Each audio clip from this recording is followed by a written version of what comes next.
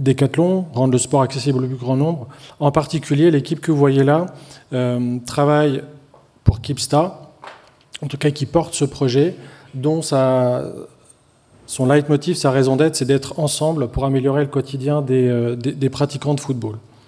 Et en fait, ce football, je pense que vous le connaissez au travers des médias, c'est un environnement qui est extrêmement concurrentiel sur le plan du nombre des acteurs, sur l'argent qui est brassé par ce domaine.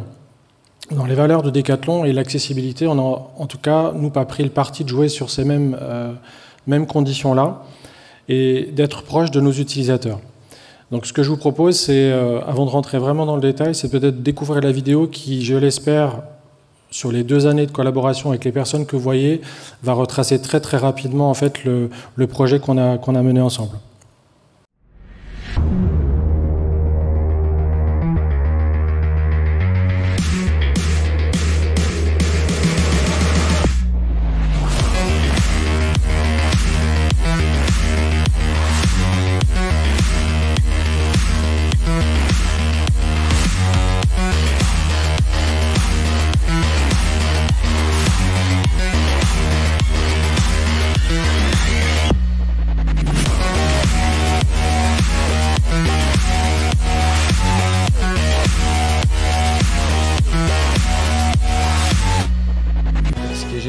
C'est que ce matin, on a identifié des insights, des problématiques. Là, on est en train de les prototyper et dès ce soir, certaines personnes vont les tester sur le terrain.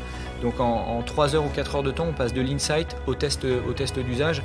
Il n'y a pas beaucoup d'entreprises qui permettent de faire des choses comme ça.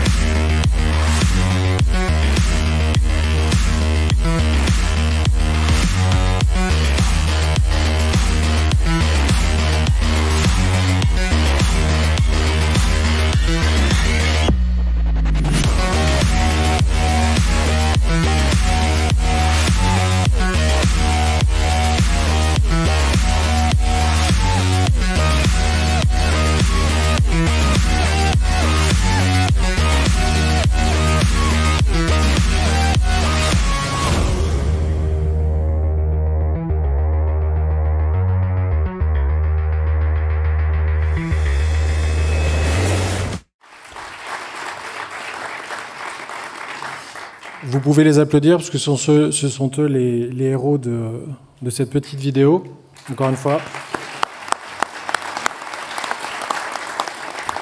En fait, la particularité, c'est qu'il y a 2 ans, et je remercie Frédéric de m'avoir fait confiance, ainsi que toutes les personnes qui ont rejoint progressivement ce projet, c'est qu'il y a 2 ans, dans le contexte à la fois technique et économique, quand Frédéric m'a dit il faut qu'effectivement on fasse une chaussure de foot qui soit différente, on avait simplement une idée.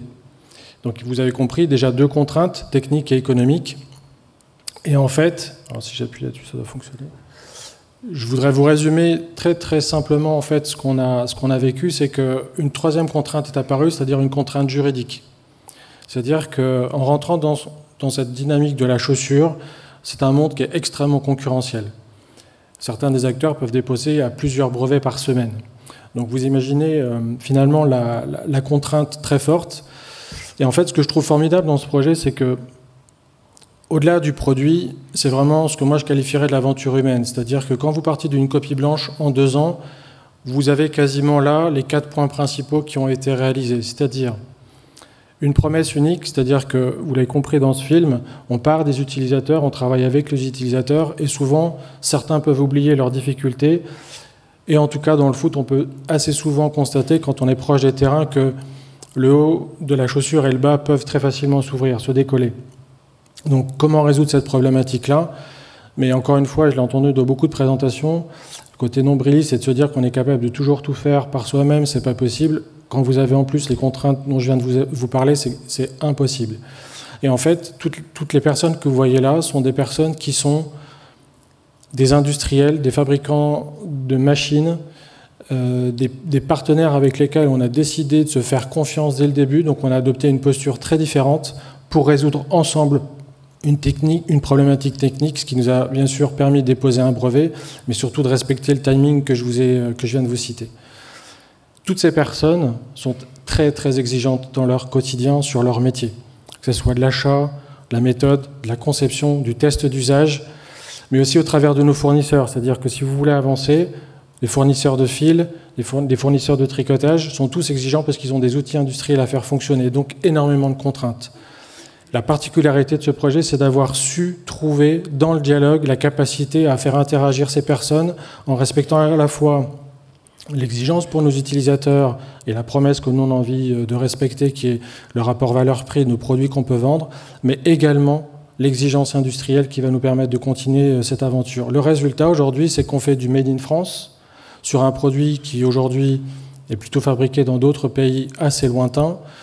Et donc, en conséquence, on aura une réduction de l'impact environnemental assez colossale. Donc, c'est une très, très belle fierté. Je remets ici l'ensemble des partenaires.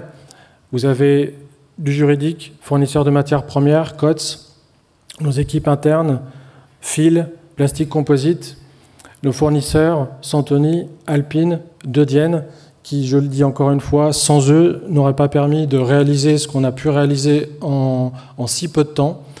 Vous voyez ici quelques moments qu'on a pu partager aussi bien dans les usines avec les équipes de développement que sur le terrain de foot, puisque évidemment on partage aussi ces valeurs-là, ce qui peut paraître pour nous une évidence, mais quand je reparlais avec Marc, c'est pas forcément évident pour tout le monde que de se dire que finalement vous pouvez être avec un fournisseur et faire un match de foot avec lui et boire une bière.